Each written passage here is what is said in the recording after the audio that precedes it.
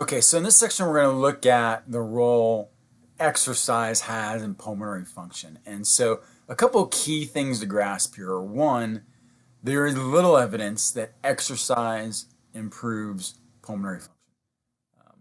Unlike other systems in the body, when we talk about the cardiovascular system, stroke volume, cardiac output, when we talk about skeletal muscle, muscle fiber types, force production, when we talk about the endocrine system in a week or two, other systems in the body, generally those are impacted by chronic exercise. If you were to exercise for 2, 3, 4 months, we would see sizable changes in all of those systems.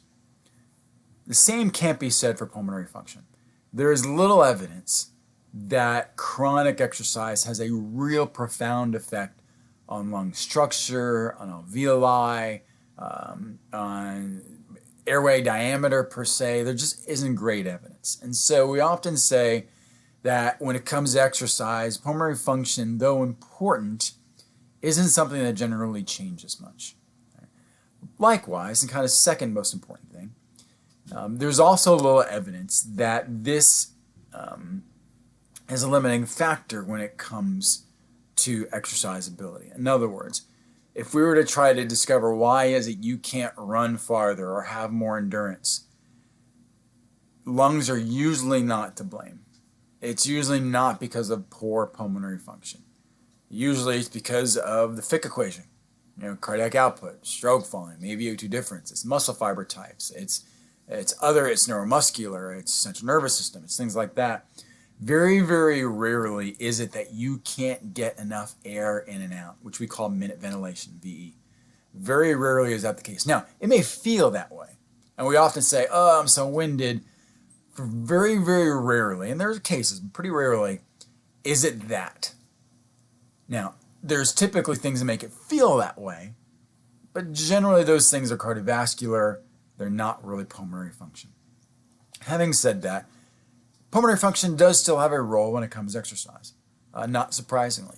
As you become more fit, though your lung structure doesn't improve, you do become more efficient. And so we generally have a decreasement of ventilation at a given exercise level. In other words, as you get more fit, we generally require less air inspired to do that exercise.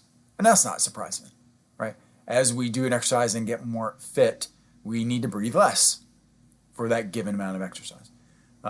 There's some evidence that we actually increase our maximum minute ventilation.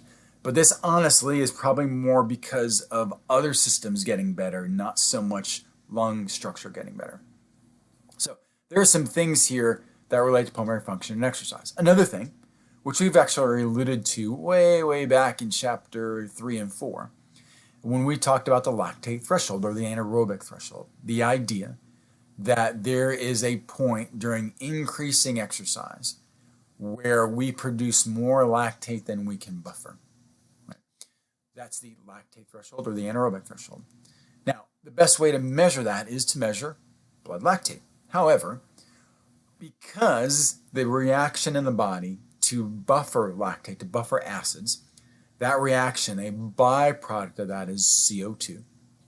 Well, CO2 we breathe out.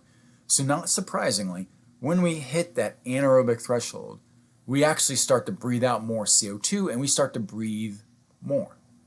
And actually, if we were to follow this same exercise, as exercise is getting more intense, there'll be a point where our minute ventilation, our VE, starts to increase at a different rate. And we call this the anaerobic threshold. And it typically occurs right at the anaerobic threshold. And so this is another way to measure that. The good thing is we don't have to take blood, which is always nice. People don't always like blood taken. Now, it's not as accurate, but we do this. We actually do this with athletes in our lab all the time. It is an indirect way to assess where that anaerobic threshold may be occurring. We also know that with exercise, we increase breathing rate. Not a shock to any of you, I hope, right? Just like a dog that pants more when they're tired, when we exercise, we increase our respiratory rate. And generally, with exercise, we increase our rate much more than our volume. And that's simply just neuromuscular system. That's almost physics in a way.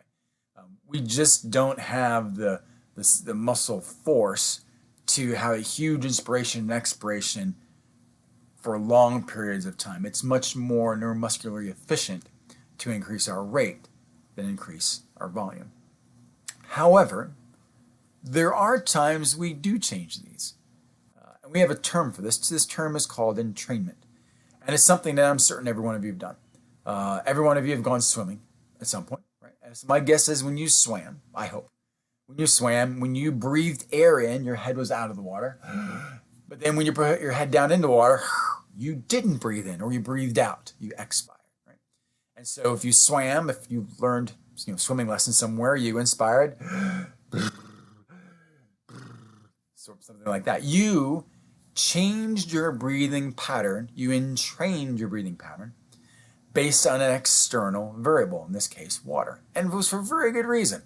We would call that entrainment. And you actually do, when you swim, you breathe at a different rate and different volumes than you do normally. We all do that. Now, that's one form of entrainment.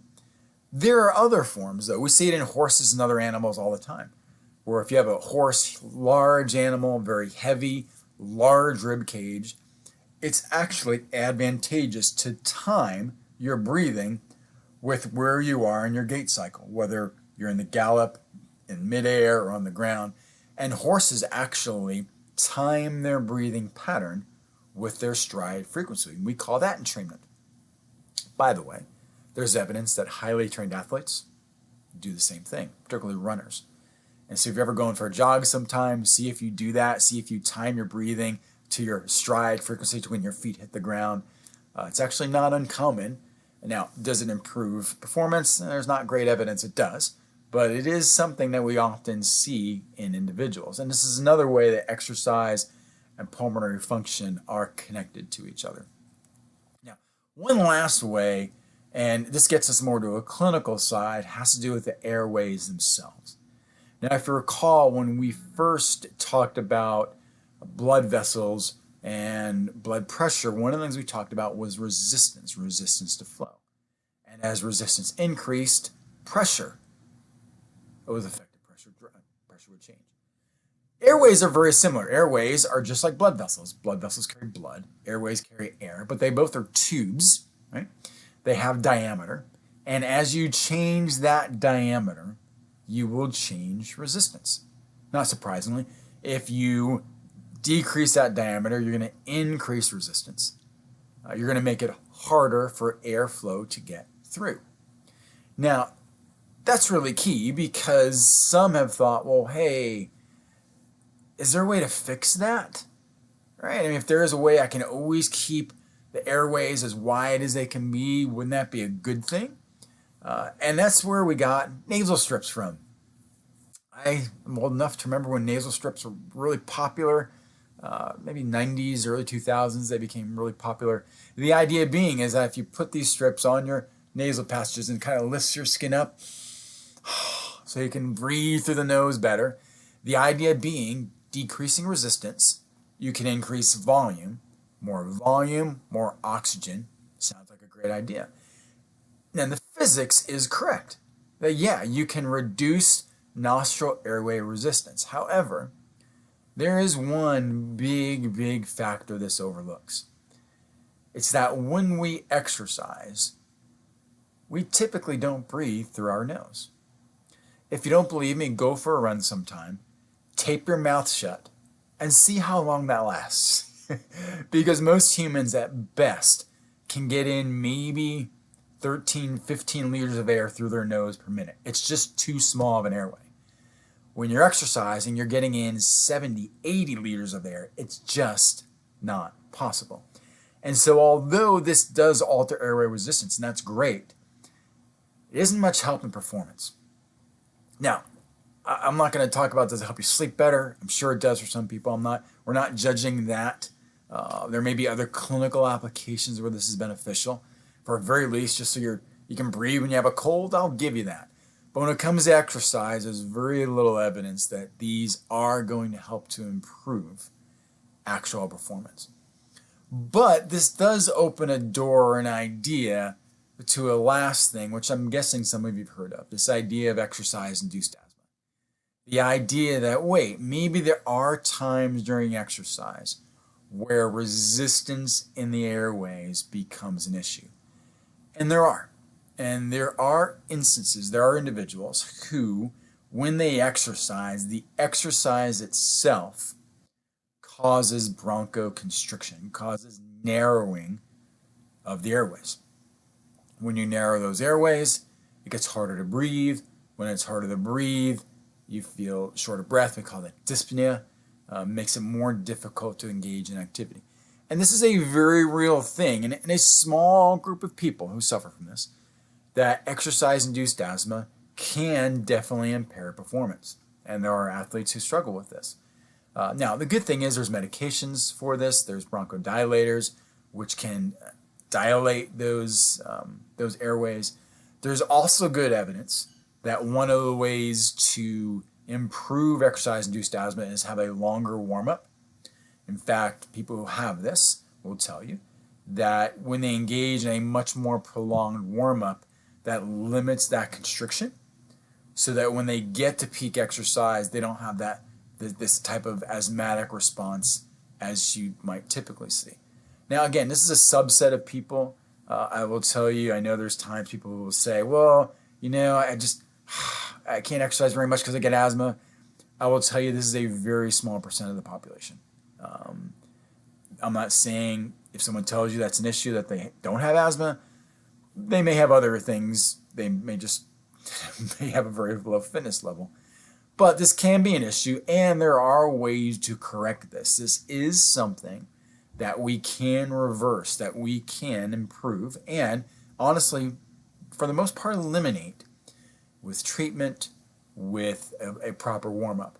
So this is something, if someone has it, that they should be able to deal with and still be able to exercise at a high level.